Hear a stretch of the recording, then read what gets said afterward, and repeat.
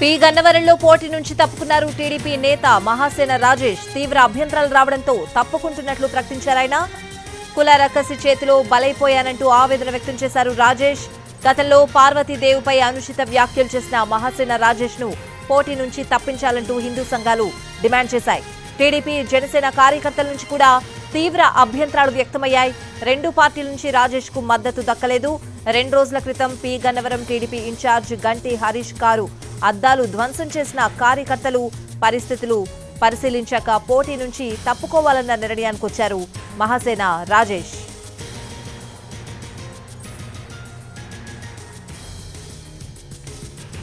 P గన్నవరంలో పోటీ నుంచి తప్పుకున్నారు టీడీపీ నేత మహాసేన రాజేష్. తీవ్ర అభ్యంతరాలు రావడంతో తప్పుకుంటున్నట్లు ప్రకటించారాయన. ఇదే అంశానికి సంబంధించిన పూర్తి అప్డేట్స్ అడిగి తెలుసుకుందాం. మా ప్రతినిధి శ్రీనివాస్ లైవ్ లో సిద్ధంగా ఉన్నారు. శ్రీనివాస్, ఏంటి పరిస్థితి? స్వాతి, అంబేద్కర్ కోనసీమ జిల్లా పి గన్నవరం టీడీపీ అభ్యర్థి మహాసేన రాజేష్ పోటీ నుంచి అనూహ్యంగా తప్పుకోవడం జరిగింది. అతని మీద సంబంధించి ఇటీవల ఆయనకి టీడీపీ అధిష్టానం ఆయనకి టికెట్ ఖరారు చేయడం జరిగింది. జనసేన అలాగే టీడీపీ ఉమ్మడి అభ్యర్థిగా రాజేష్ పేరును ఖరారు చేశారు. అయితే ఖరారు చేసిన తర్వాత మొదటిసారిగా సమావేశం అంబోజీపేటలోని సమావేశం పెట్టినప్పుడు ఆ సమావేశంలో మొత్తం జనసేన కానీ టీడీపీ శ్రేణులు కానీ అంతా కూడా పూర్తిగా వ్యతిరేకించారు.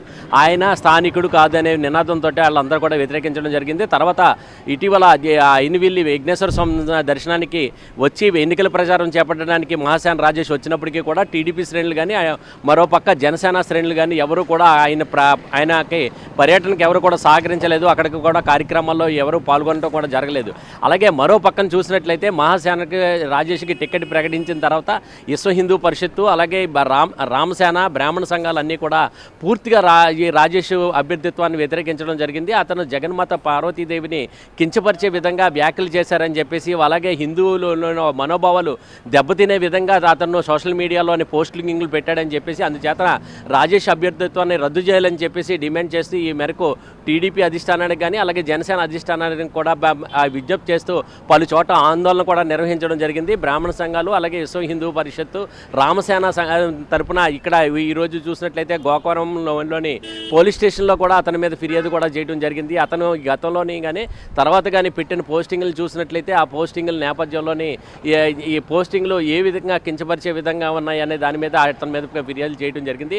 అయితే ప్రజల నుంచి పూర్తి వ్యతిరేకత రావడంతో అంటే కేవలం హిందువుల నుంచి పూర్తిగా వ్యతిరేకత రావడంతో పాటు అక్కడ ఎవరు కూడా పి గన్నవరం నియోజకవర్గంలోని ఇటు టీడీపీ కానీ అటు జనసేన కానీ ఎవరు కూడా రెండు పార్టీల నుంచి కూడా ఎవరు కూడా తనకు సహకరించట్లేదు స్థానికేతరని అని చెప్పి మొత్తం దాంతో పార్టీకి కించపరిచే విధంగా అంటే పార్టీకి చెడ్డ పేరు వచ్చే విధంగా ప్రస్తుత పరిస్థితులు నెలకొన్నాయి అని చెప్పేసి మహాసేన రాజేష్ తను పోటీ నుంచి తప్పుకోవాలని చెప్పి నిర్ణయించుకున్నట్లు కానీ తను ప్రకటన చేయడం జరిగింది.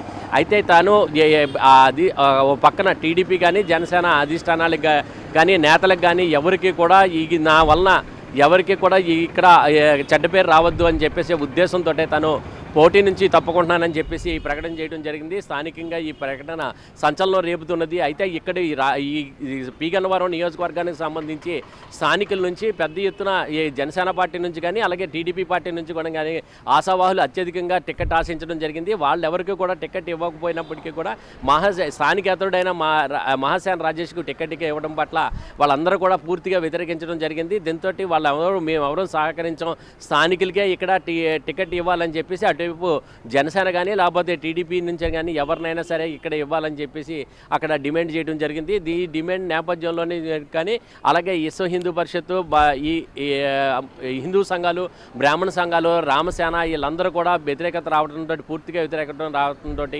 దీంతో రాజేష్ ఇంకా తలొగ్గి తన పోటీ నుంచి విరమించుకోవాలని చెప్పేసి అనూహ్యంగా నిర్ణయం తీసుకోవడం జరిగింది. ఇక్కడ ఈరోజు ఒక వీడియో ద్వారాగా మెసేజ్ ద్వారాగా తెలియజేసి తను ఇక్కడ పోటీ నుంచి తప్పుకుంటున్నట్లుగా తను మెసేజ్ పెట్టడం జరిగింది. దీంతో ఇక్కడ స్థానికంగా చూసినట్లయితే ఈ పోస్టింగ్ అయితే ఇప్పుడు సంచలనం రేపడం జరుగుతున్నది. అయితే దీని మీద టీడీపీ జనసేన అధిష్టానాలు ఏ మేరకు నిర్ణయం తీసుకుంటాయి, ఇక్కడ ఎవరైనా కొత్త అభ్యర్థిని ఏర్పాటు చేస్తారా, ఏ రకంగా దీని మీద అధిష్టానాల నుంచి స్పందన ఏ రకంగా వస్తుంది అనేది మట్టుకు మనం వేచి చూడవలసిన అవసరం ఉన్నది. Swathi. Right Srinivas, thanks for the update.